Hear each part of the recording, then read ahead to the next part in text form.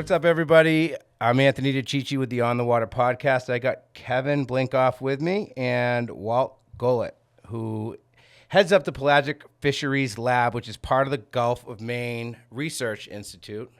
And welcome to the podcast, Walt. We first met at was it the Stellwagen Bank Charter Captains Association? That's meeting right. In the winter. Walt did a presentation there that was fascinating. We said we got to have this guy on the podcast. Lots of stuff that all of our listeners would be interested in. Walt, can you just kick us off? I'll let you describe it exactly of what your title is and your job. I'm an assistant professor in the School of Marine Sciences at the University of Maine in Orono. So Orono is their flagship university.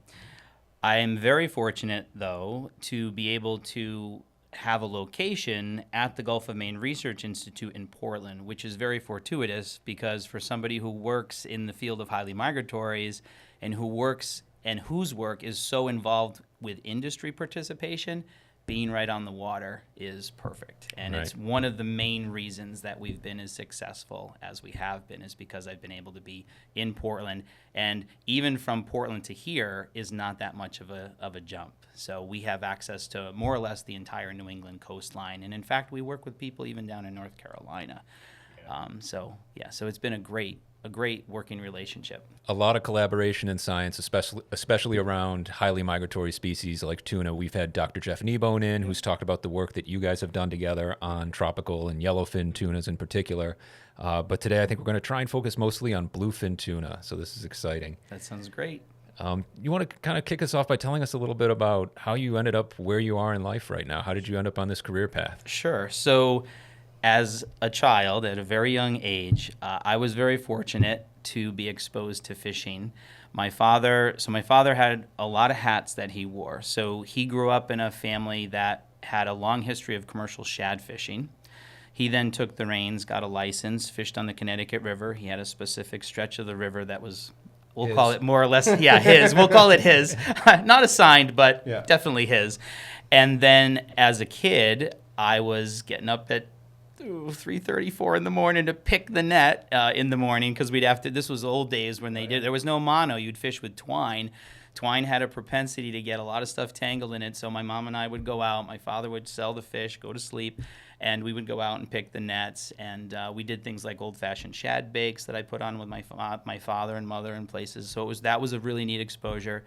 Second to that, my father worked in New London, Connecticut, and Niantic, Connecticut for a long time on a charter boat. He was a crew on a charter boat. So going down to New London and Niantic, I had an opportunity to interact with the folks that he worked with, and of course they were bringing back sharks and tunas.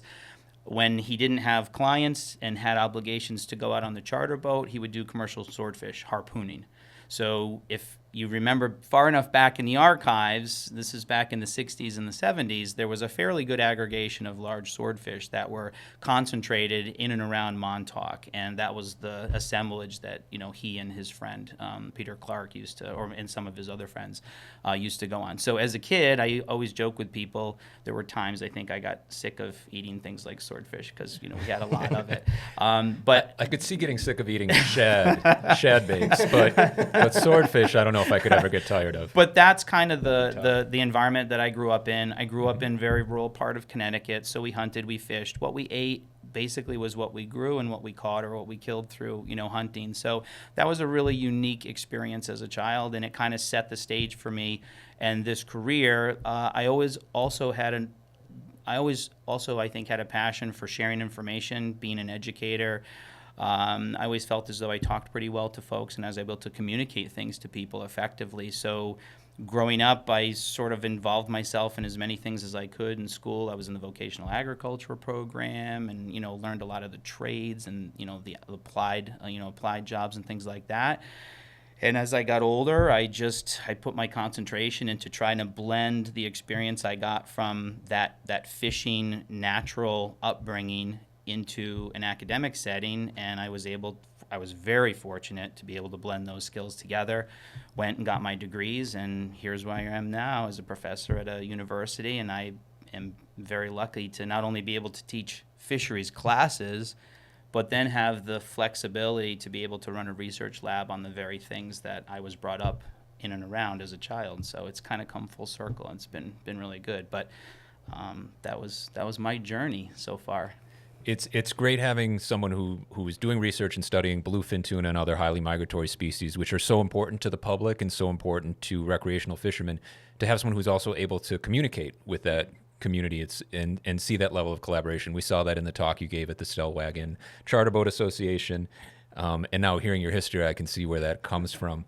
And especially with bluefin tuna, there's a lot of misconceptions out there. There's a lot of myths. There's a lot of, I think, people not understanding kind of, for one, how bluefin tuna are managed, but also just in general, what is the state of bluefin tuna? And so maybe we'll just start right there. Absolutely. We can start there.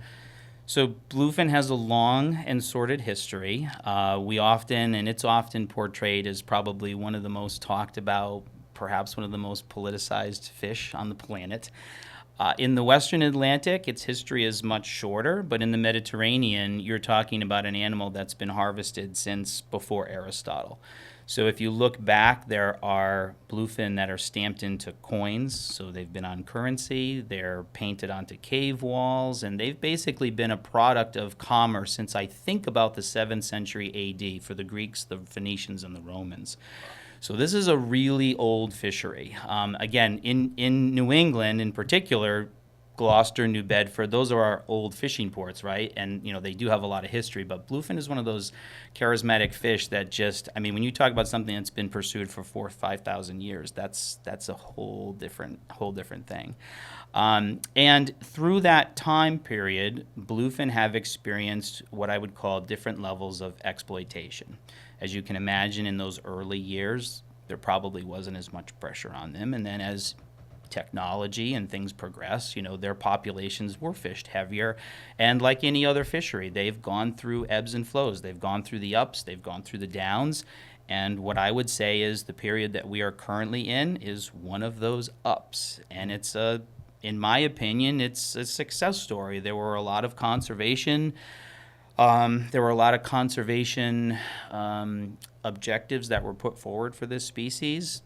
Was the stock as good in the 70s and 80s as it is now? Well, that's still up for debate, but I don't think one thing is perfectly clear. There are a lot of bluefin around right now. There are bluefin from Canada to Texas, and people are running into them surf casting. They're running into them deep dropping for swordfish. They're running into them everywhere they go, fishing for striped bass, and you're hooking onto a giant bluefin off of New York or something like that. So their population has certainly gone up and it's gone down. But I think one of the things that we're enjoying right now is we're enjoying one of those conservation successes. Bluefin seem to have made a comeback. And they're in a lot of places now where 10 or 15 years ago you didn't see them as much, especially the big fish. Well, what do you credit some of that success to? Was it stuff that was put in place in the 60s or 70s, or did that come later in like the 80s, 90s, and then we're starting to reap the benefits of that? I think it's a combination of a lot of things. Yeah. Certainly in the U.S., we have endured a lot of regulatory actions that, things like cutting back on quotas and retention limits and things like that. And those, I think, have been to the betterment of the population.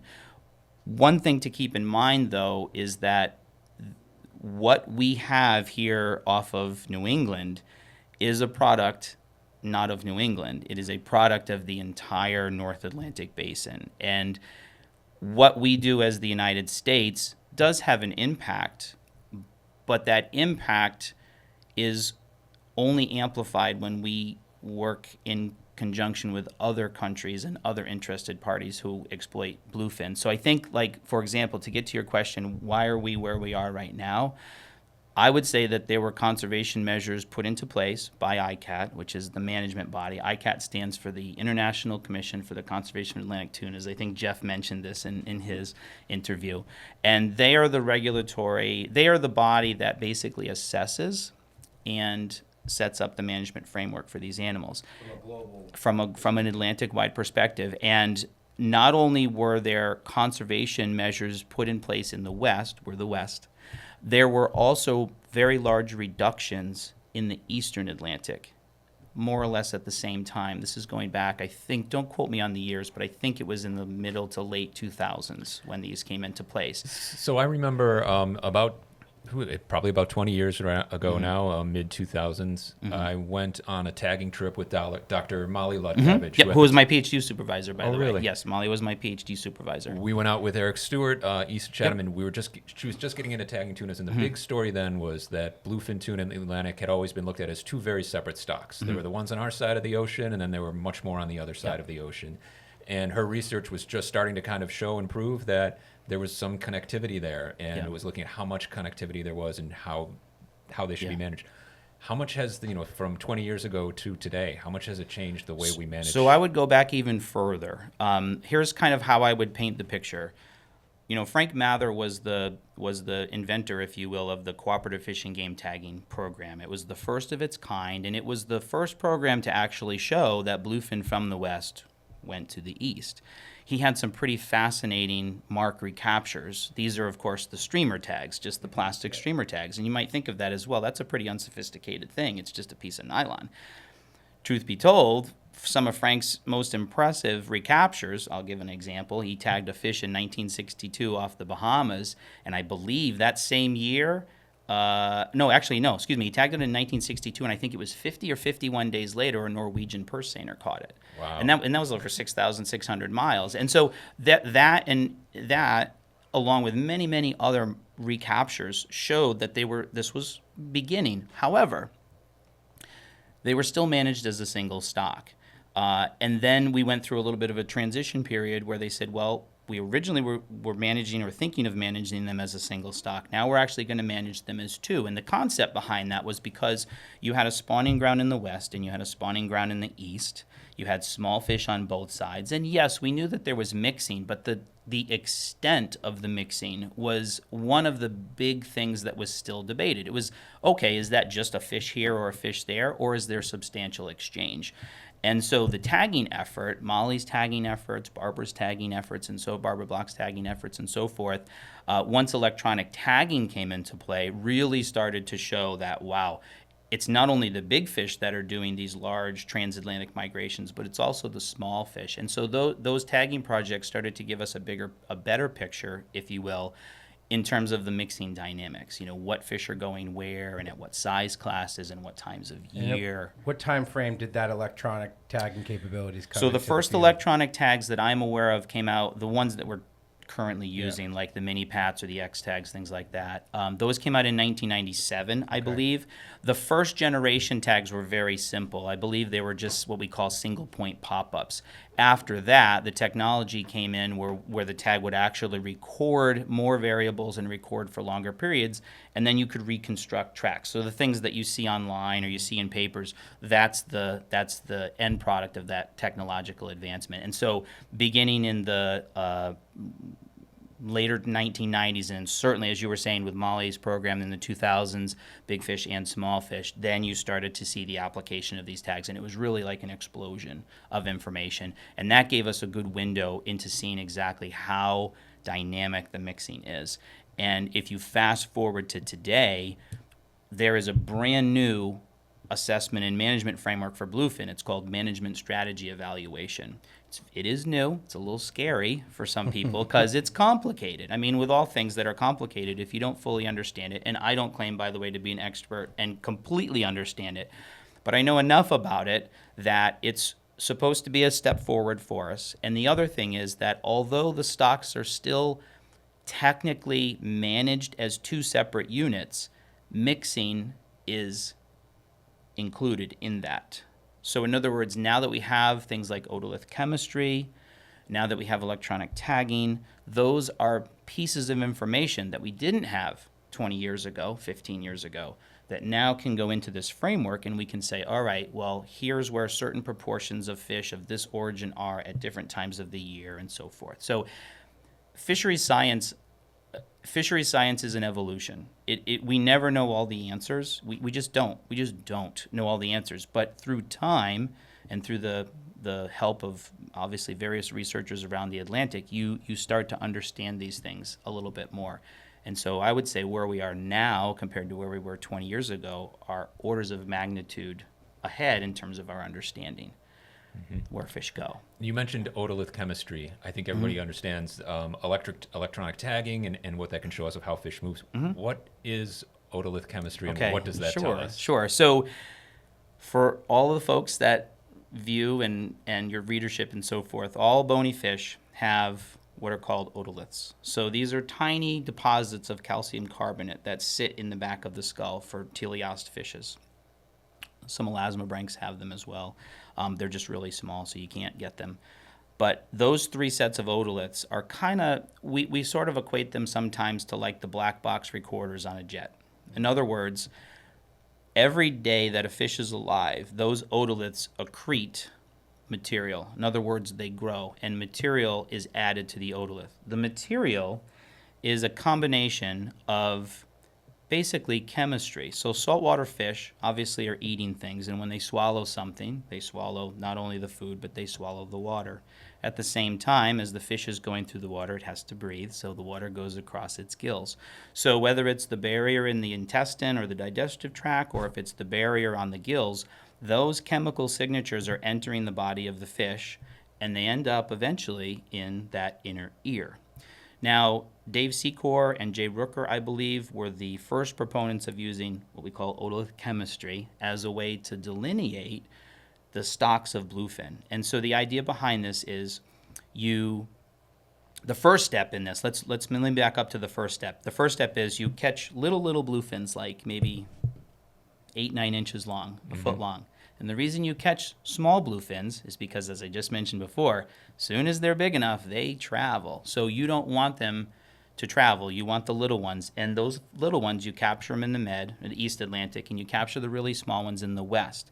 And the idea behind that is you've captured a Mediterranean chemical signature, and you've captured a Western Atlantic chemical signature. So what do? You take those little guys, and you get values and values, East and West. So you know that they came from, or you hope you know that they came from each spawning ground. Then what you can do is you sample the adults. The adults are your unknowns. Those are fish you don't know the origin. And then what you do is you get their signature, and the computer kind of does a allocation. Where does this otolith go based on its signature? So you have a known and a known. Here's all your unknowns. The computer then says, all right, which is this closest to of the knowns? And it starts to basically allocate fish to each stock. It's not a perfect method. There's a lot of noise in the signal, okay? There's a lot of noise. I just want to be upfront about that. It's not that we can classify every single fish to a spawning ground or to a side of the Atlantic. The problem is the probability of which we do it. If it's 90% probability, then we have a lot of confidence. Yeah. If it's 48, well, I might as well take a coin out of my pocket and just start flipping it because I'll get the same allocations, right? So what I'll emphasize is that it is a very useful method, and we have for many, many years now been able to get a ton of great information out of it to understand what we call stock composition. So now I work with Dr. Lisa Kerr, who's an associate professor at UMaine. She does a lot of the otolith chemistry as well. And what we do is we basically collect otoliths from the industry. This is both commercial and recreational. There's no difference. So from our perspective, a tuna is a tuna, and it doesn't matter the gear for us, and it doesn't matter if it's a stakeholder that's a commercial representative or recreational. We want all of that information. No one fish is any more valuable than the other fish. Every fish tells a story. It doesn't matter, and you never know what that fish is going to tell you, depending on whether it comes from a guy who's going out on a weekend and he might catch 2 fish all season, or the guy that's catching 150 fish in the general category. It doesn't matter. They all tell a story, and they're all super important. So we can then take that information, and for every single year and gear type, time of year, things like that, we can set up these tables which basically tell us from what stock of origin each of those bluefin are. So 60-40, 50-50, 90-10, etc. So let's say that the three of us go out into the Gulf of Maine and we catch 100 fish and we analyze those. We can get the mixing proportions for those fish. We can say that, okay, well, 70% of these fish came from the Eastern Atlantic and 30% came from the Western Atlantic. I say that, again, with margin for error. Exactly. Yeah. There's some area in there because we have things like the slope C, and we have water chemistry that is not as absolute as we would like it to be. And for example, the Med has a very distinct signature in it, but everything else in the Atlantic proper, including the Gulf of Mexico, the Caribbean stuff, that signal is all very similar. So it's not as though we can say, yes, these fish off of North Carolina are one stock, and these fish off of Georgia are one stock, and these fish off of Massachusetts. Sure. You can't do that. It's really more like a bulk. It's left or right, Yep. east or west is what we're doing. And then, like I said, you have a lot of fish where we just can't get a confident allocation, and so those fish have to be thrown out because we do have a metric you have to meet, and Yeah. if you don't meet that, those So samples. I mean, are- essentially, those benchmarks from the otoliths of really juvenile species, that gives you that signature to be able to assign it when it's higher than, the probability is high enough. Yeah. And it gives you a gauge on the health of the western stock versus the eastern stock, amongst other. So one of the stuff. things that it helps us with, and I can give you a great example. Everglades Boats is an industry leader in premium offshore fishing boats. Founded in 1997 by boating industry legend and former Boston Whaler executive Bob Doherty, Everglades revolutionized the boat building industry with the invention of the ram cap process for one-piece unsinkable hulls. Respected for its renowned hull ride, Everglades builds center console and hybrid boats from 25 to 45 feet that make a statement about the status and savvy of their owner. Everglades has received numerous industry awards and achieved an unparalleled reputation for superior safety, performance, and quality. For more information about Everglades Boats, stop by your local dealer or visit evergladesboats.com. Everglades Boats, built for beyond. So again, remember, they're managed as two stocks. Yep. We know for a fact, and I'll quote some of Lisa's outcomes, but we know that the otoliths that we've collected in our lab that Lisa has worked up, or Lisa's lab has worked up, show that in any given year, and this is going back to 2010, so we've got like a 14 or 15 year time series now. And this is primarily the commercial category, but in primarily the commercial size bluefin, we know that in any given year, generally speaking, between 50 and 73 or 74% of the fish that are harvested on this side have an eastern origin. So we are what we are called a heavily subsidized western fishery with eastern subsidies. Okay, and why is that important? Well, there's a couple of reasons. One, if you are assessing the stock separately and you have a large contribution from the east, you want to know that, because otherwise you could be looking at something that to your eyes looks inflated, but it might not be inflated. It might not be as good as you think it is, right? If it's a separate stock. On the other side of the coin, from our interest, if they mix extensively, well, then that's just the way that it is, and they mix extensively, and our fishery interests are now linked to the eastern interests. And so it's really important to get that understanding, because if our fishery is heavily subsidized, we want to make sure that it's known that anything that the East proposes impacts us. And so vice we want to be able to have a seat at the table. If the Eastern Atlantic, and without naming names, but let's just say that there are countries in the Eastern Atlantic that are advocating for, say, maybe a very large quota increase or something. Well, we want to know about that, because that can Directly impact impacts. us. Exactly. It can directly impact us because there's a proportion of fish that come from the east and go to the west. So we want to know about that, right? So it's really important to get those otoliths that you were just talking about from those juveniles, especially, because they're the ones that are going to tell us the story about what's going on. One way or the other, they're going to. It can help us. It's not hurting us. It's helping us to know that the fishery is so mixed. It really is helping us, because that gives us more information. Yeah, it's amazing to think of how much science has contributed just in the past few decades to the way we manage bluefin tuna. And we started off by talking about bluefin are in a good place right now on an upswing through better management. So much of that has been informed by science. I mean, we were managing in kind of a black box before of not realizing that. But I would add a caveat to that. Okay. So much of what we've learned is really the result of the fishery. And I'll elaborate a little bit for you.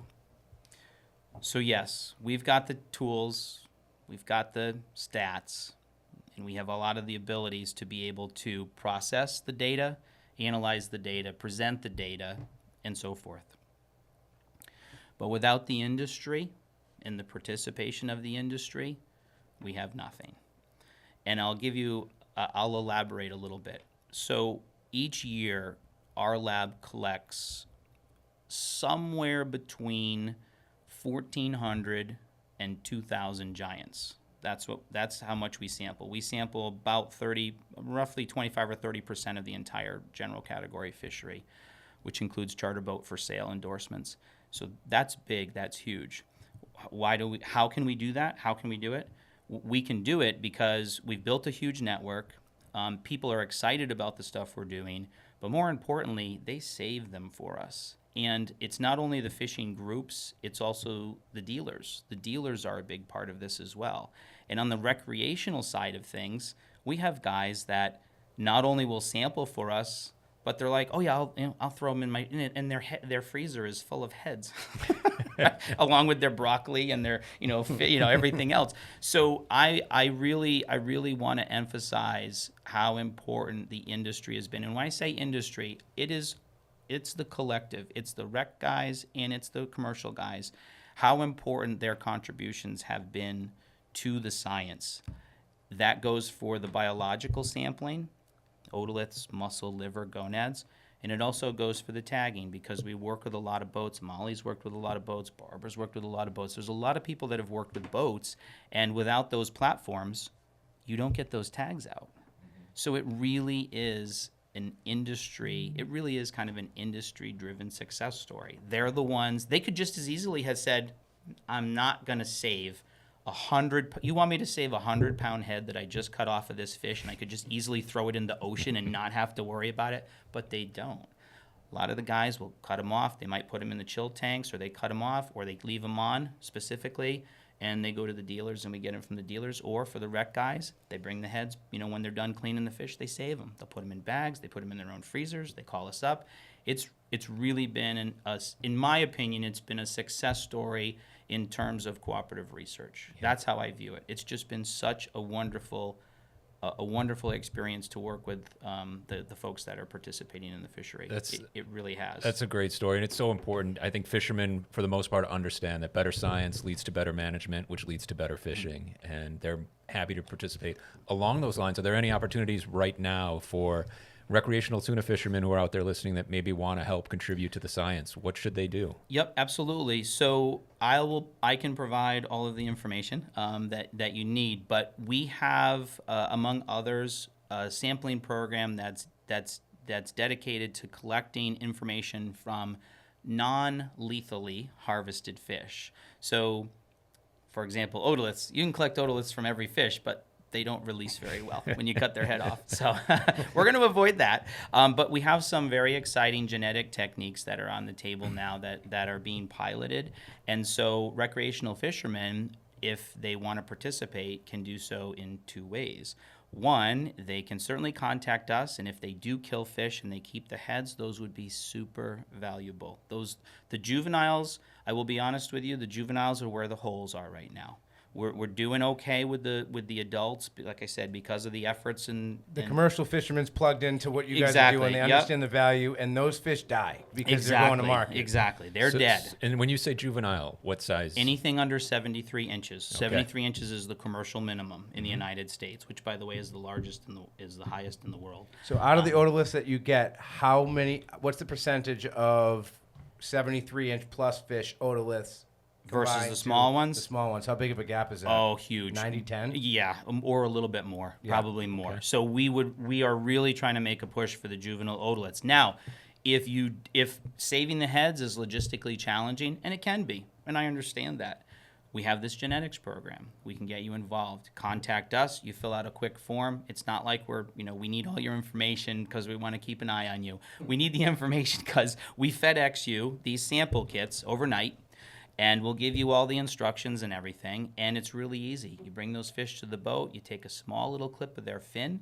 We have vials, they're all labeled, they're all organized. You just drop it in there, give it a shake, and you are done. And then we have free shipping, so we mail to you, and you can mail back your samples. They're in a salt solution. It's not formalin. It's nothing that's hazardous or anything like that.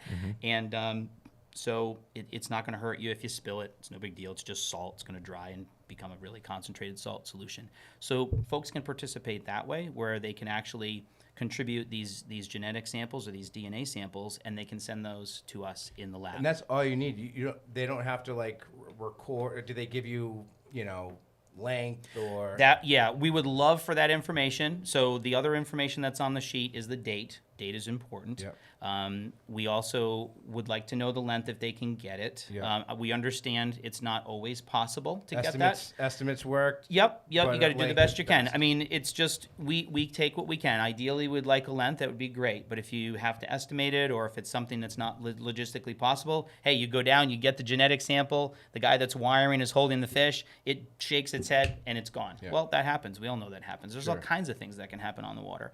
So. And then other things, you know, if you can give us a location, I'm not looking for people's secrets. Yeah. It's not like I have a chart that I plot everybody. We just would like to know General area. General area. Yeah. You know, okay, you're on Middle Bank, you're on the Regal Sword, you're here, you're whatever. That's even fine. Yeah. I mean, I've had labels come in before, and it's like location, and it says Atlantic Ocean. That's not really useful. That's not really useful. Location, Nunya. But yeah, that's an easy way for folks to get involved, and we can share all of the information with you. We have a lab Facebook page and a lab Instagram page, and we soon are going to be launching a website as well that folks can interact with and get some more information. So I can share all of that with you. It's really easy. And the other thing that I would stress is, again, you don't have to be somebody that's catching 500 of these fish a year. If you get a kit from us and you send us back 3, it's wonderful. Yeah. Because you're 3 and you're 2 and this guy's 4 and this guy's 5 and maybe this guy's 100. Maybe we get somebody who's just, dynamite and catching them all the time, and that's their job. Maybe they're a charter boat, and that's exactly what they do, is they target bluefin. Understandable. They all add up. They all add up. And like I said before, you never know which of those fish is going to give you that piece of information that prior to you didn't know about. That's the cool thing. Same thing goes with tagging. You can tag a fish and you can assume, okay, well, I tagged it here and most of these fish all did this. But then you get that one that does something you never expected it to. It goes to North Africa. It goes here. It goes there. So every fish is important. It doesn't matter if you catch 1 or you catch 1,000. For us, it doesn't matter. They're all valuable scientifically. So from the recreational side, the fin clip initiative that you guys have going on, that's super important. Is there a way to get involved on the tagging side recreationally as well? So the electronic tagging, we only have a couple of boats. Sure. But if people are interested, they can certainly reach out to me. I'd also highlight that there's a program through the National Marine Fisheries Service that's Frank Mather's original cooperative game fish tagging program. I believe Molly is still doing some conventional tagging as well. I think her program was Tag It Tiny, I believe was the name of her program. So if folks are interested in like conventional tagging, there's 3 routes. Let me highlight the 3 routes. One is the Southeast Fisheries Science Center, which is the original, I think, cooperative game fish tagging program. Molly also has tags. And then third, either through me or through someone else at the Southeast Center, if you would like to get ICAT tags, ICAT has a program too. And you can tag those with the nylon tags from the international community. If it's in terms of electronic tagging, that's something that folks can just reach out to us. Sure. It's either there are some. I will say, when we do our tagging, we do have some requirements. We generally bring the fish on the boat, Yeah. so having a door is really beneficial. Yeah. Even if it's a 80-pounder, no one wants to really rail one up over the side, 80-pounder. You can, but it's easier if it's a door. It's better on the fish to- Exactly, to it's do better it. on the fish. So, but folks can certainly reach out. Folks can certainly reach out. And we'll We're pull happy to- together everything we've just talked about. We'll do the best as we can. We'll pull that together for a post Yeah. on our website of ways for Sure. tuna fishermen to get involved. Yep, that would be wonderful. So we've talked about everything we've learned about tuna recently, and we know a lot more than we used to, but there's a lot we don't know. What do you see as what are the biggest unanswered questions, or what questions could we answer that would be the most helpful for tuna management going forward? So there are several things that I think are really important. If you're familiar, I'm sure you are, or at least your readers probably are, or your listeners. In, I believe, 2015 or 2016, we had the discovery of larvae in the Slope Sea off of basically the east coast of the U.S. It extends from North Carolina all the way up along Georgia's bank. So traditionally, it was thought you had the Med, and then you had the Gulf of Mexico. Let's call it the Gulf of Mexico region, because it also extended into the Caribbean a little bit as well. But now we know that the Slope Sea, at least from what we've been able to get so far, and this is like Dave Richardson at the Northeast Fisheries Science Center and folks like that, we do know that that seems to be kind of a unique area. It's different spatially and temporally than, say, the Gulf of Mexico. So anybody that is collecting or fishing in those areas, guys are fishing the canyons, for example, and they catch bluefins in the canyons. You catch bluefins in the canyons. Super important to sample those fish. It'd be great to sample those fish. That would be a huge thing to be able to, contribute to this. We don't know a lot about the Slope Sea. So collecting, adults or juveniles anywhere in and around that area would be very beneficial. There are still some long outstanding issues regarding age of maturity, although the issue of age of maturity in the West versus the East is probably not as prominent of an issue as it was years ago, but still there are some uncertainties. Based on what we see in our tagging data, and I can't speak for Barbara or Molly or any of the other groups that are tagging, Tristan Royer and folks in other parts of the Atlantic, we are seeing fish do different things. Why? I can't tell you, but I can tell you, and I can even share a track or two with you if you want to post it. We are seeing a lot of fish now that stay very local. They're in the Gulf of Maine. They go out to the seamounts for a few months, and then they come right back to the Gulf of Maine. They don't go to the Med. They don't go to the Gulf of Mexico. And if they do go to the Slope Sea, if you want to call it the Slope Sea, it's got to be at that northern margin. And so I think there's a lot with movement and migration dynamics that we still don't understand, even though there's been a lot of tags put out on fish. I think what you're witnessing are changes. I think some components of the fishery or the stocks are changing. I will say this, and this gets back a little bit to the success story of bluefin. Let me elaborate on that. Sorry, not to go on a rabbit hole. No, But let's please elaborate do. that on a little bit. We now have tagging programs that are taking place in areas that either A, haven't had bluefin or 30 or 40 years, or B, have bluefin and never maybe had them before. I'll give you some examples.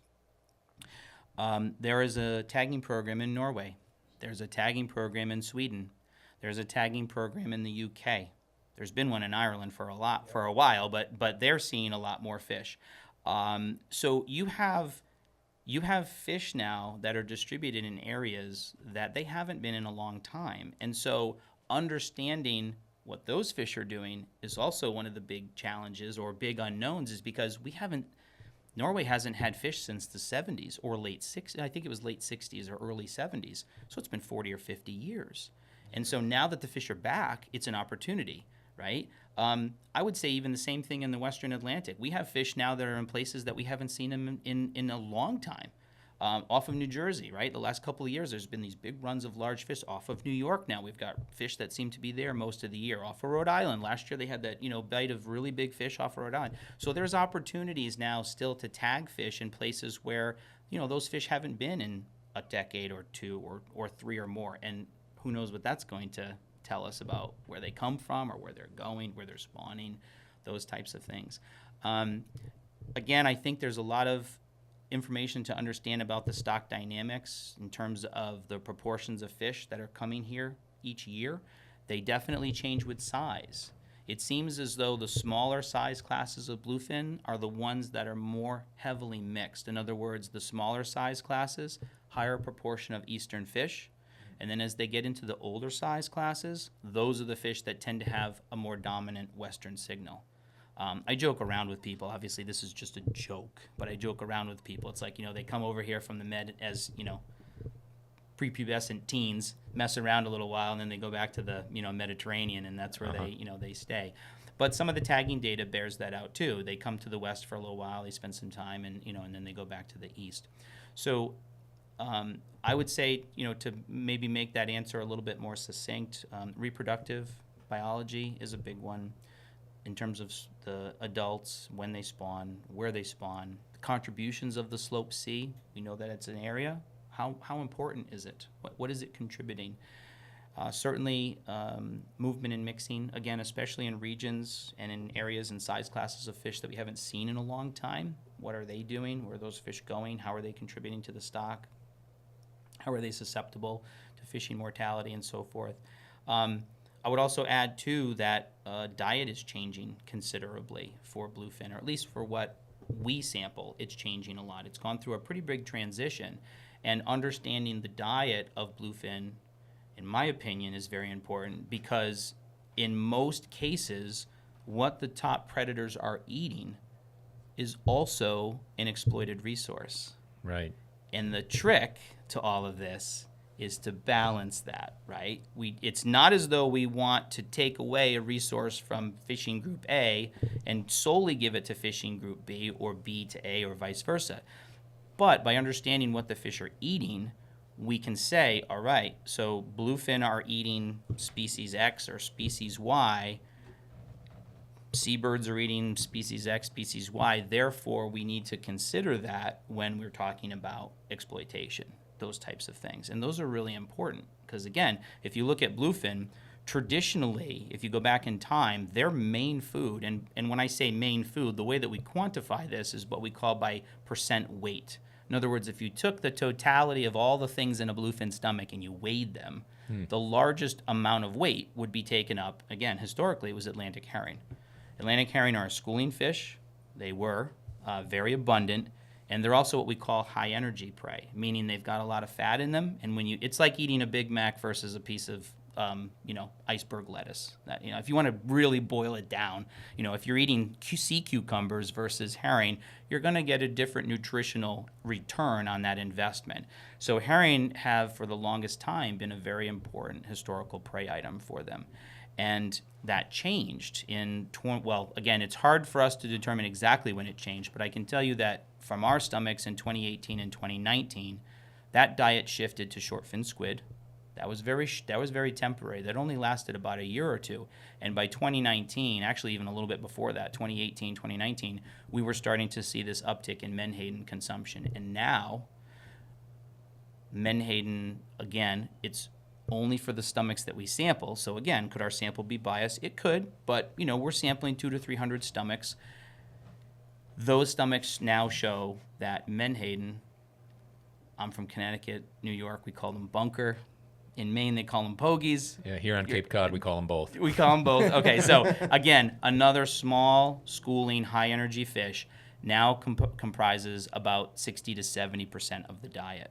So perhaps fortuitously, with the decline in herring, menhaden have maybe taken its place temporarily. That's not to say that one is better than the other. It's not to say that, just because we have menhaden now we don't need herring. That's not the case at all. Mm-hmm. All I'm saying is maybe we're lucky that the menhaden showed up when they did, because if the herring stock had declined like it had, bluefin may not have stuck around. If the squid were gone and then all of a sudden the herring are gone, well, they're a predator. They come here to eat. So if there's no...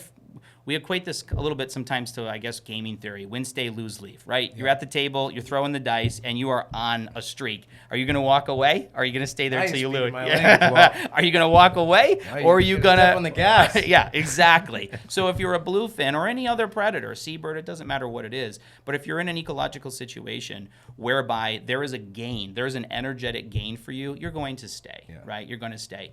So whether it's fortuitous or not, it's just to explain that there has been a dietary shift. Menhaden, mackerel, Atlantic herring, shortfin squid, they're all exploited species, right? We harvest them, right? So again, the idea is that you identify what the animals, the top predators are eating, and hopefully by that you can integrate it to some of these other frameworks and say, all right, well, we have all these animals. And by the way, I'm leaving out lots of other animals. I'm leaving out the whales. I'm leaving out the sea. I'm leaving out all these other things. But I'm an HMS guy, so I'm focusing on fish. But that's the idea. You identify what things are eating, what's important, and then if those are exploited resources, you want to make sure that there's Everything protection has in to be place. factored. I mean, the healthy situation of bluefin tuna means those tunas are eating more from those Exactly. prey species, and we're all taking them. The whales are eating them. We're harvesting them. The tunas are. The stripers are. It's a balancing act that you're gonna have to figure out, like looking ahead at how to kind of keep it all happy. One question on the you've delved into the stomach studies that you've done, and you talked about some crazy finds in stomachs, but also how does that change from predominantly feeding on sea herring to now relying on pogies or bunker? How does that change the quality of the fish or the state of the fish that's feeding on that's going through that change, the dietary change? So that's an excellent and also extremely complex question for me to answer, but I'll try to shed some light on this. So there are several things to look at. First and foremost is not every piece of forage is created the same energetically. Okay? Every animal has a different amount of protein and a different amount of fat in it, and that changes potentially seasonally. For example, herring are not going to have the same fat content in 1 month as they do in another month because they have a seasonal cycle too. Bluefin are the same exact way. So first and foremost, not every food item is created equal. We find, as I shared with you, that bluefin tend to concentrate on these kind of high energy prey resources. Now, we've actually done some work. Sammy Netto, who was a grad student with me and now is my lab manager, she actually did some energetic studies on the prey. That part of our research is in its infancy. And by energetics, what I'm saying is we take a whole menhaden and we chop it all up, right? We homogenize it. We make it into a nice menhaden soup. We do the same thing with herring and mackerel and everything else. And then we have a machine at the lab that will analyze the amount of energy, calories, that comes out of that sample. And so what that does is it gives you the ability to say, okay, a herring has X number of calories per gram or kilocalories per gram, and a menhaden has so much energy per unit, and a mackerel and so forth. And you can start to put together these matrices or tables, if you will, of prey energetic content. And you can kind of see how the animals, some of them in particular, I don't know if I want to call it selecting, but they're certainly eating a higher proportion of those higher energy prey. So again, herring historically was the dominant one, and now it's shifted to menhaden. Menhaden and herring are very similar in their energetic content. Menhaden might even be a little bit higher.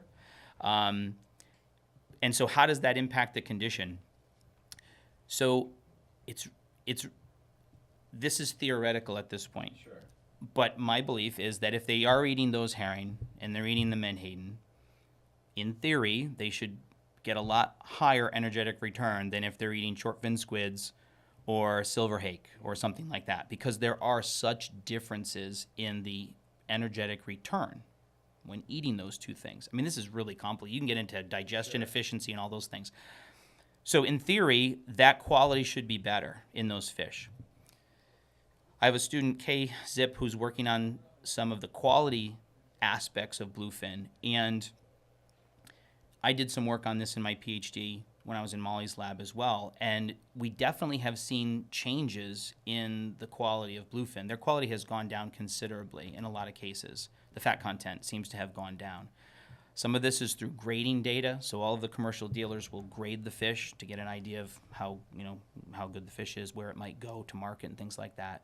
And then the other one is by a fishery scientist that works in my lab, John Carlucci. He's doing what we call condition indices on the fish, basically looking at how plump the fish is.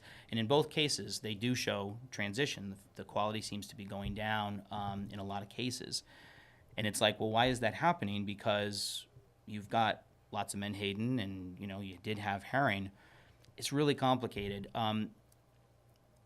Again, if you have one thing to think about here and why the story might be a little bit complicated is if you have 50 to 70% of your fish in the Gulf of Maine that are coming from the east or have an eastern signature, there may be differences in their timing of arrival. I think historically we all thought, well, the bluefin show up in May and June, they stay here for 5 or 6 months, and then they leave. And in that 5 or 6 months, they fatten. But I'm more in line to think that throughout the summer, it's a very complicated story. Yes, there are fish that are showing up and probably staying, but then I think there are fish that are showing up and then they're going. And then I think their fish might be coming in and going out and coming back. And then they're arriving at all sorts of different times. A colleague of mine that works at the Massachusetts Department of Marine Fisheries, John Logan's got some isotope data on some bluefin from some of his work.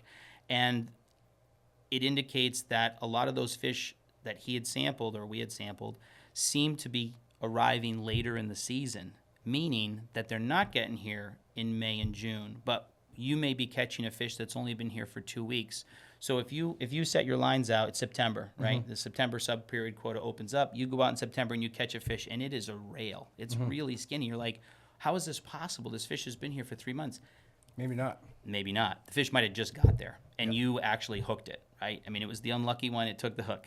And so there's a lot of complexities about how you connect diet quality and tuna quality. But I can tell you some generalities, and I'll just highlight those. Sure. The quality seems to have gone down. There's no question, I think. I don't think anybody would argue, or at least anybody who's been in the business long enough would argue that the fish of the 70s and 80s are very different than the fish of the 2010s or the 2020s are in terms of their quality. There are some hints that in some years, the quality comes up a little bit, but I don't think that overall we are seeing the same proportions of fat in the big fish that you saw, several decades ago. And so obviously the question is, why is that? And I guess everything that I've just said leads up to the answer of it's really complicated and I don't know, because you've got the mixing dynamics of bluefin, then you have the complexity of the prey. I'll also add this. We had a student at UMaine who did work on Atlantic herring, James Becker from Maine Department of Marine Resources, and his work showed that herring are also not as fat now as they used to be. So it could be a cascade effect, right? Yeah. So now you've got a high energy prey, but the high energy prey isn't at the same level it used to be 10 or 15 or 20 years ago. And so it's a cascade effect. For every one of those herring that a bluefin is grabbing, it's not quite as big as it, or not quite as energetic as it was before. And so it has to get more of them. So again, I know I sound a little political in my answer. More calories. Yeah, but it's a them. complicated issue. You can't just say yes because there's menhaden here. However, you can say, and I would stand behind this, that the higher energy prey are the important ones. So Atlantic herring is an important one. Atlantic menhaden is an important one. So you need those high energy prey resources. You definitely need those. The people at Z-Man Fishing have been dedicated to ignoring the book on traditional lure making, instead setting out to create truly category-defining lures, soft baits, and jig systems that simply catch fish. At Z-Man, authentic innovation remains a badge of honor, recognized and admired by countless fans worldwide. I'm one of those fans. I've fished countless Z-Man products in both fresh and salt, from their chatterbaits to their soft plastics made from a material they call Elastec. Some of the most naturally acting, durable soft baits I've ever fished. I've caught PBs on their smallest baits, like on a massive brown trout, choked a micro finesse TRD while targeting smallies, to hooking giant tarpon and redfish on their diesel minnows, which are also phenomenal striper baits. The best part is, when bluefish show up, they'll hold up to them too. Give them a look at zmanfishing.com or ask for them at your local shop. So in this system where we're trying to find simple answers, they're so dynamic and complicated. On top of all of this, you have change over time in the oceanography, changes in currents and water temperatures. I can't imagine you can say that, what effects those have had, but I guess you're seeing that those are having effects as well. So, yeah, I wouldn't say that I can give you the quantitative measurements to it, and whether they're correlated or there's causation, in other words, whether they're linked. But we certainly now are seeing fish in places that maybe either historically we weren't looking, or they are there now. Brian McKenzie's got some papers out. They're getting bluefin in mackerel trawls in Greenland. So there's the propensity that the animals are actually shifting their stock, their distributions. The distributions are certainly moving. The question of bluefin and climate is a tough one to tackle. And the reason I say that is because so most of the highly migratories, especially the true tunas and the lamnid sharks, they have the ability to stay warm, right? They've got that specialized circulatory system, so they can stay warm. And remember, this is an animal, and when you look back at the tagging data, this animal goes from the surface to over 5,500 feet below the surface in a matter of a minute or two. And we know this because the tags that we use anyway have a fail-safe. If the tag is approaching or goes below 1,700 meters, it jettisons because it'll go potentially past crush depth. So we know that they go that deep. So they are experiencing an incredible amount of temperature differences vertically. Horizontally, how much that's impacting them, I don't know. Can they tell that small of a degree difference? Maybe they can. I think more importantly, what's driving them, and this makes perfect sense, and this is probably what the industry would say, it's the food. So if the food is impacted by your circulation changes, your temperature changes, then they're exactly equipped to follow. They're a follower. Do you think that's they're not a leader? That's like one of the more likely reasons why they're showing up in places they haven't been for so long? I think so. I think it's a product of prey, of food. You're getting those large Menhaden schools off of places like New York and New Jersey, and they're capitalizing. Now, the other way to look at this is you might say, well, no, we've had big bunker schools off New Jersey for 10 years now, and they've only showed up in the last 3. Sea herring offshore that they didn't have to come well, in. and that's the thing, right? You've got to think of a bluefin as basically an ocean sampler, okay? And they're going through the water column. Just because you have all of these different pods of prey throughout the ocean doesn't mean that the predator is going to find or exploit everyone. It might take them some time to do it. But we do know that they have, at least they seem to, they've got institutional memory. In other words, they remember.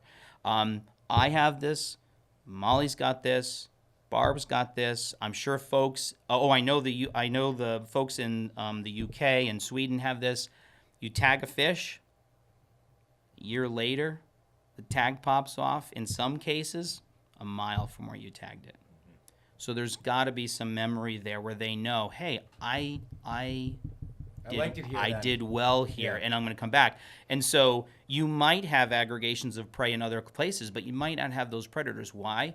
Well, maybe it's just that they didn't find them yet, or they didn't need to find them yet. Like you said, they might be offshore. They might not have the need to come in. But there's certainly, I don't think there's any denying that with this resurgence of bait that's showing up in different places and the predators are finding them, now you're seeing those bluefins. It's probably a combination effect. A, there's more bluefin, and B, the food is in more places, so they're gonna find it eventually.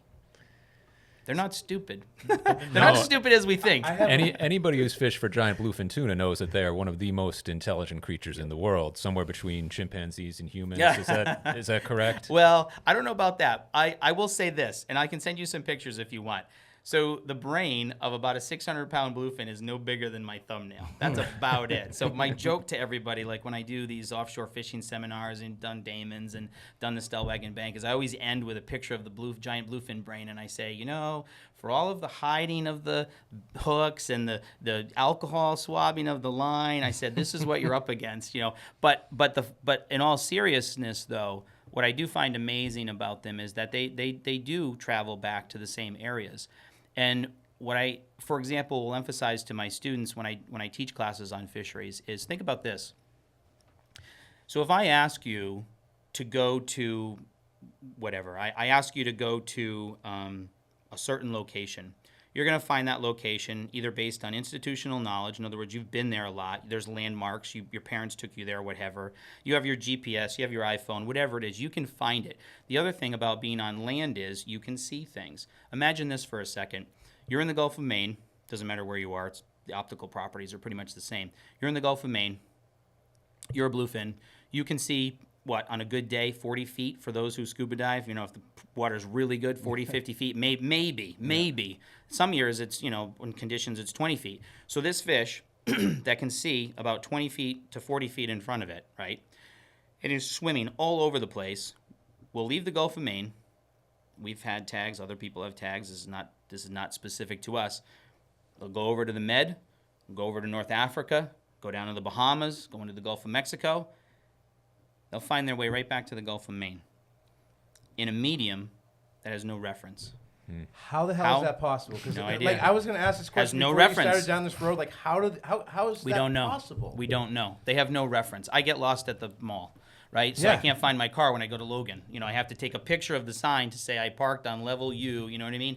And yet these animals are able to do it. So to get to your question about intelligence, I'm not going to put them on the level of humans and chimpanzees because we've had several tagged fish that have been recaptured the same week or the next week. So obviously, they're not getting the message that when they bite that bait necessarily they're going to get hooked. However, what I will say, and one of the most fascinating aspects of nature is that animals have abilities that we don't fully understand. You know, again, you're traveling, that fish is traveling tens, if you were to count all of the enumerations of that track, in other words, the ups, the downs, the tilts, the back and forths, everywhere that tuna goes in the water column, you're talking tens of thousands of miles over the period of a year. And it does that, and it comes back to the same exact spot. How does it know that? It can't possibly keep track of every twist and turn. It is strictly amazing. So how they do it is really, unknown, but they do. They don't use their brain to do that. I don't know what they're using. They're small. They're so small. They got something else that chimpanzees and humans don't. But they are such an amazing species. Anytime I've harvested a tuna, I'm always kind of in awe looking at it and feeling that appreciation just in the terms of the physical adaptations, looking at the fins, the body, the finlets, the way that this thing is built to swim, to eat. And there's an entire other level now that I'm learning about that bluefin have this ability, trying to picture them migrating back, across the ocean and all the way back. Perfect ocean predator. Yeah, they are the coolest fish species in our waters, no doubt. Yeah, their morphology and their physiology is geared towards, a marathon runner, right? They're not the fastest fish in the ocean, but I would put a lot of money that they're the strongest and have the most endurance because they certainly can swim for a long time at a fairly good rate of speed. So for sure. So staying in the science realm, Yep. Obviously, are standing in the world order and all that. Where is science outside of the U.S. in some of the other nations that we're collaborating with to, unlock these secrets and hopefully move towards better management of a shared stock? Like, are they just kind of like, yeah, you guys do your thing and present it to us, or is this science playing out in other parts of the world? Nope. So actually, there are a lot of countries in the Atlantic Basin that are part of ICAT that do have active research programs. Those countries are inside the Med as well as outside the Med. So you've got the European Union, which is 26 votes at ICAT. I think it represents 26 countries. So you have a lot of the EU that has active research programs. You have the Mediterranean countries, North African countries, Scandinavian countries, as I said, UK, and so forth. We have close collaborations with the Department of Fisheries and Oceans in Canada, Alex Hank's group up there, so we do a lot of work with them. So what I would say is that ICAT, several years ago, I want to say maybe 15 years ago, ICAT launched a program specifically aimed at understanding bluefin biology more. And in that time period, we have learned a ton. That program was international. We also have a domestic program here in the United States that focuses on that. Comparatively, it's a relatively small program, but what I would say is that the interest is across the basin. Our lab, I would say, has been more successful than most labs in terms of like collecting samples and things like that. What that's due to, I can't specifically say. I have a lot of hardworking people. That's one thing. But second to that is, like I said, that partnership that we have, with the industry. But there are tagging programs. There are sampling programs,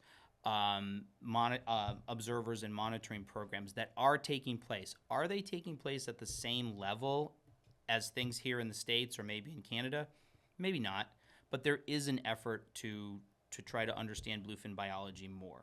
I can't tell you that it's equal across all of the different countries, but there's interest there, and there is some deliverables there. So when we go, like for example, when the scientific branch of ICAT meets, the SCRS, Standing Committee on Research and Statistics, when they meet, lots of countries will present at those meetings. And Sometimes it's related to biology. Sometimes it's related to their fishing fleet. What are they catching? How, what's their, did they have an index or something like that they're producing? So there is a pretty, good effort. I would highlight, if you don't mind, something that we're all trying to become heavily invested in from the science end, and that's what's called close kin mark recapture. So in the Western Atlantic, we have a pilot program, ourselves, DFO in Canada, NOAA itself, and the folks at the Southeast Fisheries Science Center. We're all working on that close kin project. I'll explain that in a little bit more detail here in a second. At the same time, based on the pilot study that we've done here, ICAT is trying to do the same thing in the Med.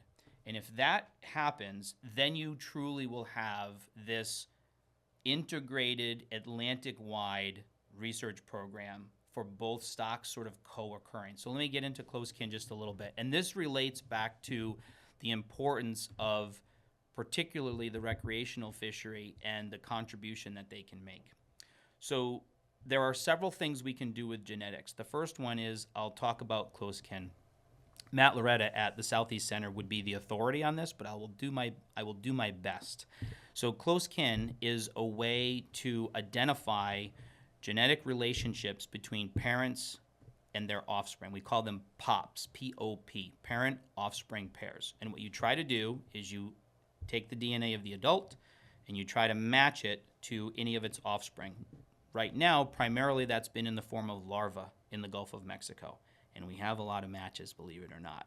So the adults that are the adults that are captured up here in New England and in the Canadian Maritimes, Gulf of St. Lawrence, etc., we have the matches, the genetic matches to the larvae in the Gulf of Mexico that NOAA has sampled.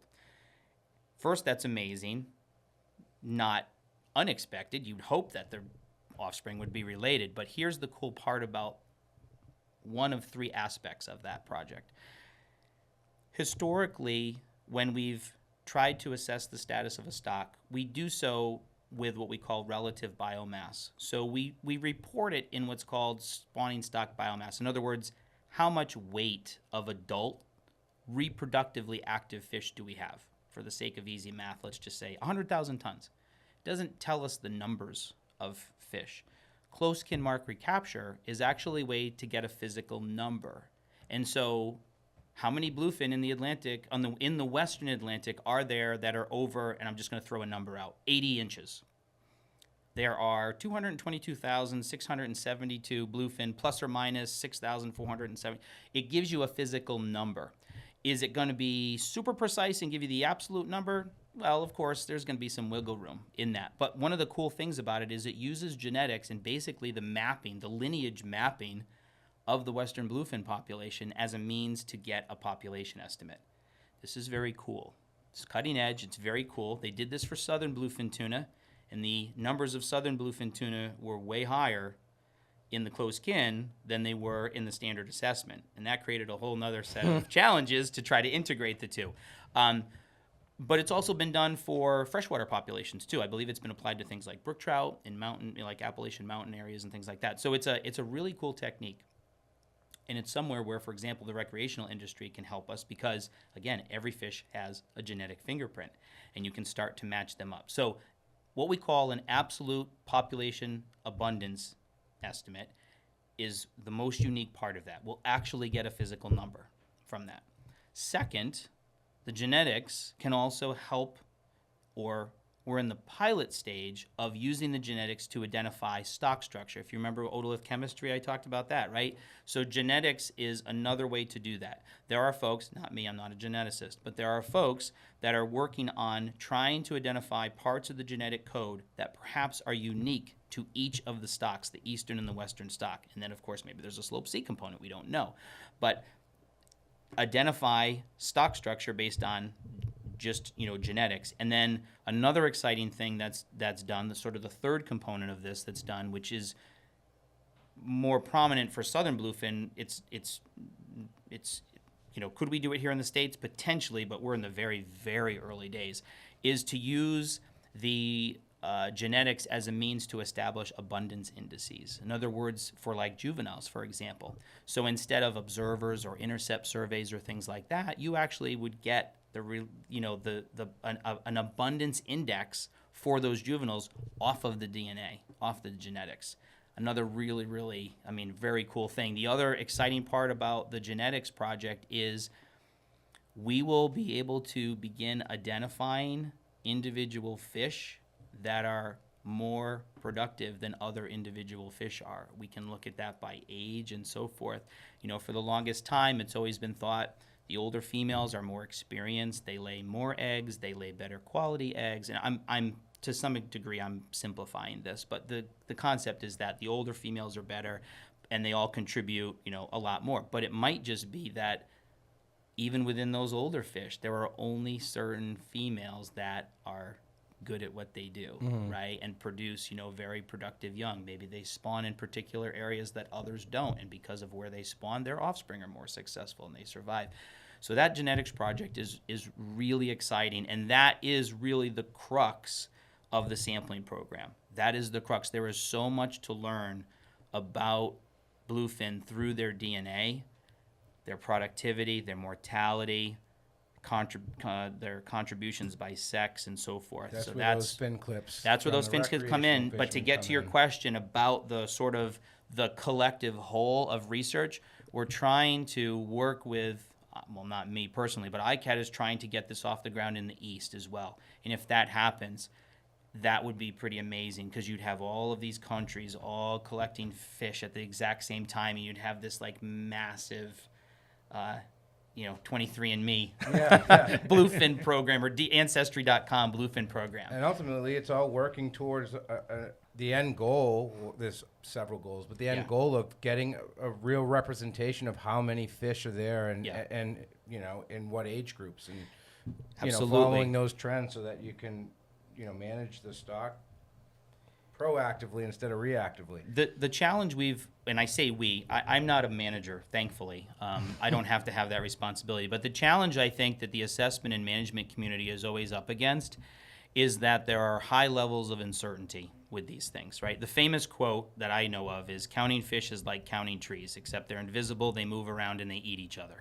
So if I'm a forester, and this is not to knock foresters have a hard job. I have friends who are foresters. But if I'm a forester and I have to go out and I'm going to timber cruise a lot, you own 100 acres and I want to timber cruise the 100 acres, I can tell you how many board feet of pine you've got, how many board feet of beech, oak. I can tell you what grade it is. I can do all of that. As a fisheries manager or stock assessment scientist, you're asking me to give you a number of an animal that I can't see, right? And the Atlantic is the second biggest ocean, so it's a daunting task. And so, like you said, these are mechanisms by which we chip away at the uncertainty. And what does that chipping away of uncertainty do? It perhaps and hopefully does provide those extra opportunities. And here's one of the biggest challenges of all time, I think, and one of the things that sort of juxtaposes, or has historically juxtaposed, different groups. You go out and I go out and we observe, acres of bluefin, or, miles of bluefin. What we need to be able to do is quantify that. Yes, it's an observation, and I'm not downplaying your observation. I know there's a lot of tuna because we're sampling them and we can barely keep up sometimes. That's how many tuna are coming in. But we need a way to quantify that, and this genetics program, I think, is a way that we might be able to. And again, as you just stated, it's just another chip away at that variability, and you get rid of that, and then we get a better number. We get a better number in terms of what the stock status is, and then what the allocations could be. I will say, and this gets back to your point before, I forgot to mention this, but it is important. I will say that the contributions of the industry, and again, industry is inclusive, it's rec, it's commercial, in my opinion, and I think the opinion of the folks that are at ICAT, was sufficient enough to warrant an increase. I mean, we're the benefactors of an increase in quota over the last couple of years, and we should have that increase through next year. Our U.S. quota now is 1,341 metric tons. That's divided up amongst the user groups, but it's an increase, and it's been kind of just slowly increasing. Is it going to increase forever? No. I mean, that's the way fisheries work. They go up and they go down, and we try to react, or hopefully we're not reactive, we're proactive, but sometimes we're reactive because we have to react to a decline. But I can't stress the importance of all of those samples and the contributions that folks across the Atlantic made, because the eastern stock is also in a better position. It's considered to be in a much better position. A lot of variability in the eastern stock, but we'll leave it at that. But their quota is going up and our quota has gone up. They don't go up equally. They don't. Theirs going up by a lot more than ours is. But I would say that I at least view this as positive. And again, it doesn't mean it's going to go up in perpetuity. It might need to come down at some point. But all that information is just, it's icing on the cake. Every single fish is just another little bit of information that we can. It's incredible to think how much can be learned and how much can be gained from just taking the fin clip off a fish. I'm definitely going to make sure we get at least a couple kits for the On the Water office every time we go out. We're going to start contributing to that study, and hopefully a lot of our listeners and readers. I want to get some of the cloth tags. Will get involved as well. ICAT as well. And the thing that I would stress is that I would really stress here is. And this program, we call this program, and I'll send you the flyer, which you can distribute in post. We call it Genetics for Giants and Juvies, because the idea behind it is that you want to sample everything, big stuff and small stuff. But as with most science projects, especially things that involve something that is so mobile and can move around so much, the only way that we get it done is, and I hate to say this, but we kind of have to put a lot of the onus on the industry, because there's only one of me. Yeah. There's only one of my lab managers, right? I mean, my lab in the summer is pretty big. We're like 14 or 15 people. But a lot of that is dedicated to just simply sampling the fishery. There's 26,000 HMS permits that are issued from Maine to Texas everywhere.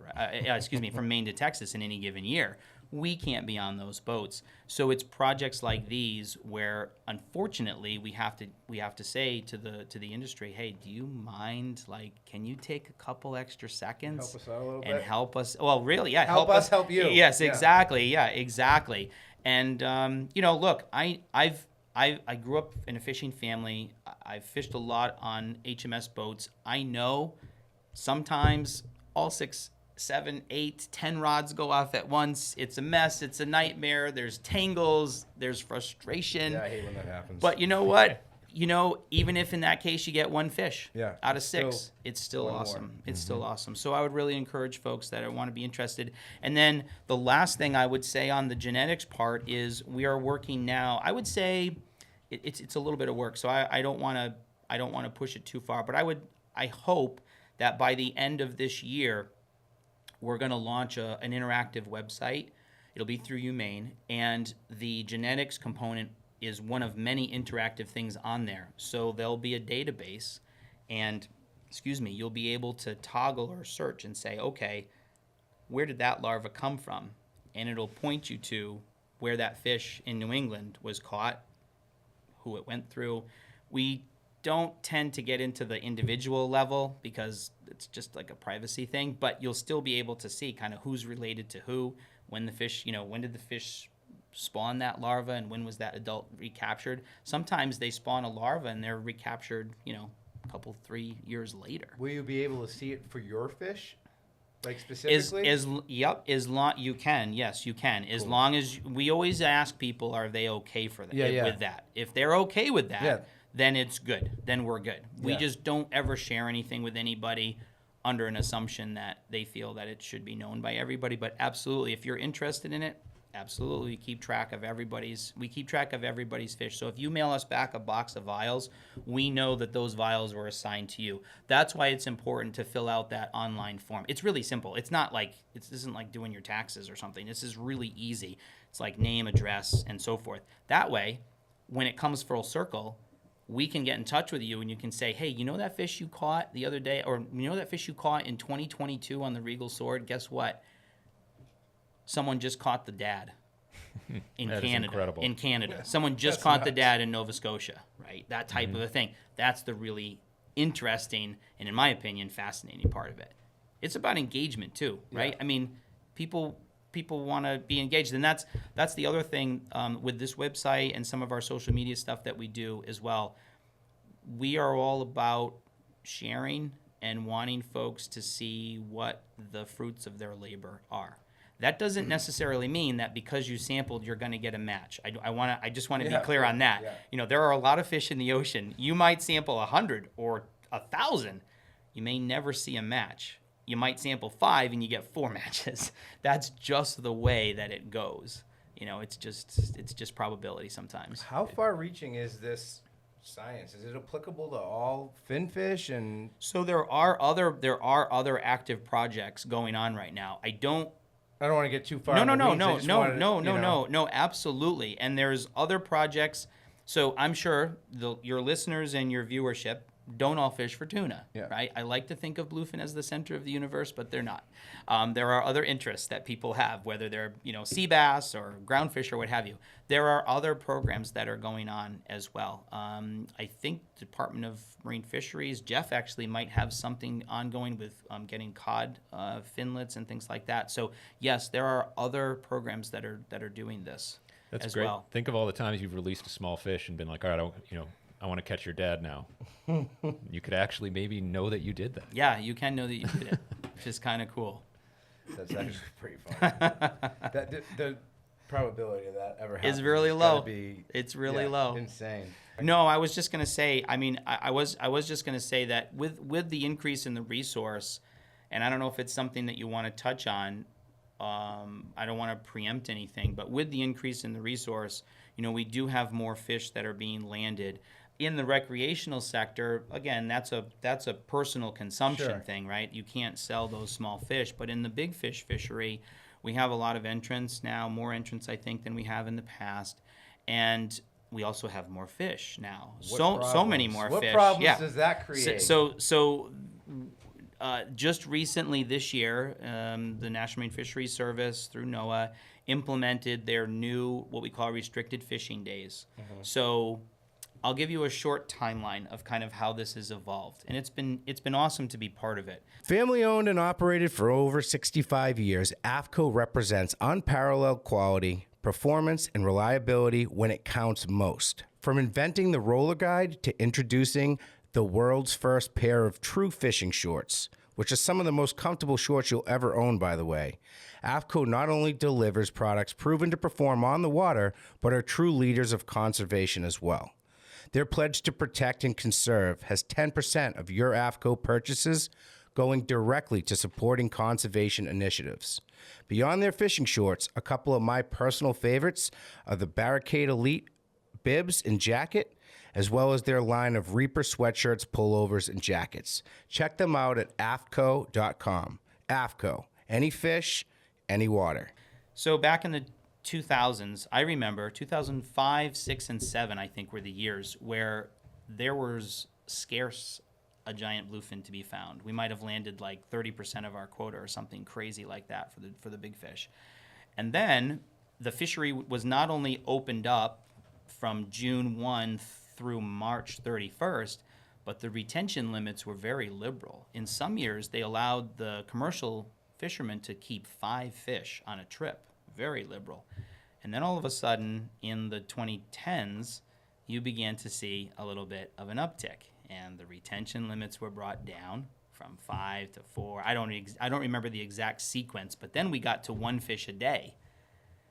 Then the 1 fish a day was too many. Too many fish coming in. You're closing the quotas too quickly. So then they went to restricted fishing days. This means that if you're a commercial fisherman, there are certain days of the week that you're not allowed to catch and sell your product. Last few years, it was 3 days out of the year. This year, it's now 4. It's Friday, Saturday, Sunday, Tuesday. So there are 4 days a week now that you're not allowed to land bluefin from July 1st. July 1st, right. Exactly, from July 1st. In June, you're good. You're good in June. From July 1st through November 30th is, I believe, the cutoff date now. What has this done? Contrary to maybe some of the information that you would read online that may say that bluefin is scarce or bluefin is endangered, they are not. They have been removed pretty much from every list you can imagine. We have lots of bluefin around. And the travesty in my mind is that a lot of those fish, not a lot, let me back that up, not a lot, it's a bad qualifier. Some of those fish are difficult to move. And they're difficult to move because of several reasons. Information, fear of eating a bluefin maybe is one of those. It's complicated, is one of those. Having a lot of those fish come in at one time is another. You know, if you get 150 bluefin on a single day, that creates a challenge. How are you going to move the product? They don't freeze well. No, it's a fresh fish market. You have to have a fresh fish, and you have to send it somewhere. We also have issues with folks being able to handle it. You own a restaurant. Yeah. Hey, do you want to buy an 800-pound tuna? What Are the you hell am out I of your gonna do with mind? that? Yeah. How am I going to lift it? Where am I going to store it? Who's going to cut it? I don't even have a knife. Yeah. So there's the restaurant end of things. There's the marketability. Again, bluefin is often viewed by many to be a red listed animal. You don't want to eat it. So it's created a lot of challenges. It's depressed prices, right? The prices are nowhere near what they used to be. If you look at the averages, I don't want to quote the exact numbers, but I want to say I think I'm safe if I say the average price of bluefin over the last 5 or 6 years has hovered between $5 and $9. I think I would capture 90% of 95% of the fish that were landed. I think I'd be pretty close. So, and then you have a lot of fish that will get less than that. You know, sometimes it's, you know, $1, or maybe it's less, or maybe the fish doesn't even sell if you ship a consignment or something like that. So there's been a whole lot of challenges related to that. And one of the things that we are working on there's a couple of things we're working on with folks in terms of marketability is really getting the word out on several fronts. One, it's okay to eat bluefin, okay? For right now, it's okay to eat bluefin. 20 years ago is 20 years ago. Sure. Okay? Things change. Things change. Populations, as I said, they go up, they go down. Right now, we're in an up. And there's no reason not to utilize the resource. It's caught right here. It's right off of you aren't going to get a fresher fish That's always than that. blown my mind that You're not gonna most get of it goes way away from where You're it was not caught. going to get a fresher fish than that. Okay, it's right here. The other problem that we run into is that our export market is flipped on its head now. Most of the bluefin that we catch domestically stay in the country. They don't get exported overseas, which is, again, contrary to what a lot of people think. They're like, these fish are going to Japan and they're getting $80 a pound. No, they're not. A lot of them are staying domestic. So domestically, we need to absorb that extra supply. So we do a lot of stuff with marketability. We have a project with GMRI specifically. We were at the Boston Seafood Show. I actually got a U.S. bluefin. I sourced a U.S. bluefin. And we had it at the show. Miraculously, it was a diamond of a fish. It was awesome. Had crazy fat in it. And people came up and loved it. They had a private showing for some of the larger wholesalers in the U.S. So we're working on that avenue. Yep. I'm working with some other groups, GMRI and some other groups independently, to try to get some certifications actually for bluefin that are independent of some of the larger certification programs. Again, as a way to reassure people, eat this fish. Yeah. Eat this fish. You do a lot of things. Number one, you avoid the resource being wasted. You support our U.S. boats. Why not support a guy that's in Gloucester or Portland, Maine, or Newport, Rhode Island, or wherever they're out of, but why not support that boat? As opposed to, again, nothing against another country's boats, but if I have a choice, I'm going to support this boat, over another boat. So we've been doing a lot of marketing with folks, education, surveying a lot of restaurants. Okay, you own a restaurant. What is it that prohibits you from carrying a bluefin? Is it the size? Is it this? Is it that? And then from there, we can break it down. Okay, if it is a size thing, well, now maybe we got to think about loining those products, which some of the distributors are actually doing. Maybe there is a blast freezing option. It doesn't freeze well in a freezer, but if you have a blast freezer, it will freeze. Now, there are specific techniques for freezing and thawing it to make sure that it doesn't jeopardize the quality of the product. But again, this is just a learning game where we understand how we might be able to utilize the resource, better.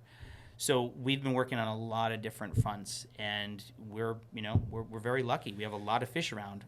We're working hard to create a more robust domestic market. Yeah, I think we need to. You need to create that. And another thing that I would stress for folks is that if you've never had a bluefin, they are unbelievable. They can be plated in several different ways. I'm not a chef, so maybe I'm speaking outside of my expertise. What's your favorite way to eat a bluefin? Raw. Yeah. Just cut it raw. I love it. I love it plated as sashimi. But having it other ways is really good too. I can't wait for my first poke bowl. So, this yeah, season. poke bowls are great. Even grilling the steaks is fantastic. But that's the other part of this too is, and we have some initiatives with like tournaments up in Maine where we have like a bluefin week. We want the local restaurants to promote bluefin. So if you're at all interested, get in touch with these dealers. Buy these fish. They're coming into this port. It's right here. Your restaurants ring this port. It's the summer season. Get people involved. Bring them in. Have them eat a piece of bluefin. And try to expose people more and get people coming back to to enjoy the resource, because it's just a shame to not utilize something that we have so close to our shore. That's some good stuff. I mean, we may have covered this, so just tell go me ahead. to shut up and move on. If No. What is the most, looking out ahead, what's the most pressing management issues facing bluefin tuna? Probably the mixing. Yeah. It's quantifying the mixing and understanding, I would say, because so the quotas in the east are going to go up dramatically.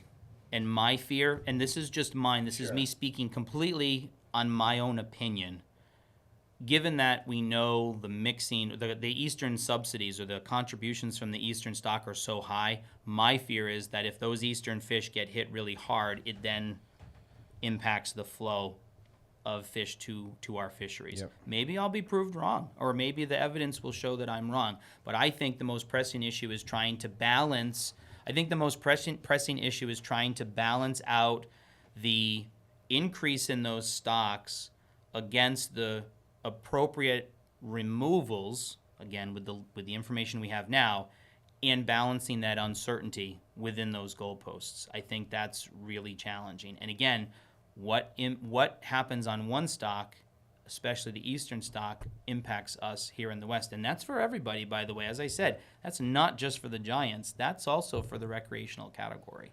It's for both. So I think that, and then again, I would get into the stock composition and mixing dynamics around like the Slope C area and so forth, because there's so much we don't know about that area. The last thing, science has done work investigating the influence of like offshore oil platforms in relation to the health and movement of yellowfin. Is that same objective playing out in real time with all this wind farm, construction? So as you know, the roadmap for offshore wind is pretty intense. The wind farm leases that I'm aware of, and again, I'm not in BOEM, but as far as I know, those wind leases are going to stretch from the Gulf of Maine all the way down past the Carolinas. I don't know about Georgia and eastern Florida. I'm not sure about that, but certainly they also have plans for inside the Gulf of Mexico as well. Along the East Coast, Gulf of Maine, southern New England, you already have some of those that are in place under construction. So southern New England, for example. I have colleagues that are working in those regions right now. They're actually tagging HMS species and trying to understand, is there going to be an impact here or is there not? We, Matt Davis and I, are doing the HMS tagging in the Gulf of Maine right now. So we've been doing tunas and what I would call our seasonal sharks, and maybe local, you want to call poor beagles. But we're tagging bluefins and then any of the shark species that we can as a way to identify. For us, we're lucky. We're ahead of the game. So we're identifying like pre-construction, during construction, post-construction. We're ahead of the game. Folks in southern New England, I don't know if they had that luxury. I think they were a little bit more under the gun in the sense that the projects were going to start a lot sooner. Gulf of Maine wind, probably you're a decade out. So we've got a long time. Southern New England, I don't know if the timing matched up as well. So it was a little bit harder there. I do get the question asked a lot, how is this going to impact HMS? Mixed bag. Does anybody know? Nobody knows. I mean, obviously you could say this. You could point to the Gulf of Mexico and you could say, all right, well, those thousands of rigs, every one of those is a fad. And they do aggregate fish. But the question becomes, At what cost? Well, there's a cost associated with it. Yep, there's a cost. And, again, that can, everybody's kind of got their opinion about what that cost is, environmental, social, etc. My opinion is more on the biological end of things and wondering, will a bluefin use it? and I don't know if they will. It's a different species. It has different vertical behaviors. It has different horizontal behaviors. I don't know, if the turbines hold bait, if they are themselves a fad, would they stay there? I don't know. I think the jury's open on that. I think it's definitely open on that, what the impact is going to be. I can tell you that we have both electronic data, pop-up satellite archival tag data, my lab personally, I'm sure the other labs have it too, but we have tag data. Matt Davis and I at Maine DMR, we have acoustic tag data, and I've been putting together, graciously through the contributions of the commercial fishery, a fishery-dependent database that looks at where giant bluefin have traditionally either been observed or landed from the commercial boats. And I can tell you that in all three of those cases, they all show overlap. Yeah. They all show overlap. So whether you're looking at the distribution of the commercial landings, whether you're looking at the electronic mini-pat daily geolocation estimates, which have a lot of error to them, but whether you look at that or you're looking at the acoustic tags that Matt is leading on that project, they all show use of those areas. So the question's going to become, does it change? I think we'll have a lot of baseline data to look at to see if those changes are in effect. But again, they build them and then it does have an effect. Well, what do you do? Yeah, exactly. Yeah. I don't know if they're going to rip them down. So I don't know I don't know what'll happen there. That's a sort of that's the more last connection to that whole thing. You had said in that presentation that Kevin and I first heard that there's a lot of larval studies and tows that happen in the canyons and stuff. Like, does the stage of those fish come inshore with certain conditions that could, the way that these farms operate, where they're taking in water, treating it, and spitting it back out, does that have potential, or to the larval stage bluefin tuna, is that a threat to them? So I think I have this correct. The area in the Slope C and the larval distributions that I've seen to date suggest, and again, maybe I'm speaking out of line, but I think I've got this, suggest that the larvae that are identified in that Slope C area are quite a ways offshore. Very unlikely, given the currents, they're going to get drawn into where the wind farms are. Very, very unlikely. That's just my opinion. I don't know. Of course, the Gulf Stream meanders, and you get the eddies. Yep. Could they get entrained in an eddy and come inshore? Well, I mean, it's anybody's guess. But in my opinion, I feel like there's going to be quite a distance there. It's not to say that they can't get advected over that direction, but I think with the way that the currents are going, they probably are going to end up more on a stream-oriented, direction. But here's another idea for your listeners and your viewers. I've been talking with the folks at the Southeast Center and about ways to sample in the Slope C. There are a couple ways to sample larvae out there. One is you get a big ship, like a big NOAA ship or a big academic ship. A lot of money, good at what they do, a lot of money. Okay, and you dedicate a month or two to doing that. And the Slope C, the timing is a little different. The timing in the Slope C is like end of June, July for spawning, whereas in the Gulf of Mexico, it's earlier in the spring, end of winter. The alternative to that is, if we have guys that are going out to the canyons, June, July, August, there are these things called light traps that you can deploy. Like if the guys are doing an overnight, you can deploy these light traps, and they are exactly what they say they are. They're light traps. They catch larvae. And so and again, even though a lot of times where the guys are fishing in the canyons is still quite a ways from where the Slope C larvae have been found, it's possible that you get some advection, and you might have some individuals that get entrained and they come off. Or who knows, maybe the conditions are different and the bluefin spawn closer to shore. That is another possibility where if you're going out to those canyons, and you might be going after yellowfins and big eyes or white marlins or whatever, but you can take that trap, drop it over the side, and it does its own thing. It collects the larva all by itself. It has to sit there. How big is it? It's not very big. I think it's like just a small smaller than a milk crate. Yeah. Cool. Yep, you can kind of, I think you can probably just throw it over the side. And they've been pretty successful to date too. So that's something else to think about in the future. That's awesome. Yeah, that's something to think about. But I think, the offshore wind that's on everybody's mind. And I don't think the scientific community has an idea yet how it's gonna unfold. I mean, it's big. It's not like, a little thing. These are really big structures. And there's all sorts of questions to answer about, use within the research or within the arrays and things like that are even outside of science. It's more of a social question, right? How can you use them and when? But I mean, if they were fads, that would be great, I guess, right? Yeah. It'd aggregate them. You'd know where to go. I don't know. The awesome thing is there's a lot of bluefin around. There are. I love bluefin. You obviously love Yes. bluefin. So that's awesome. Awesome Yeah. stuff to be living it in this Yeah. stretch.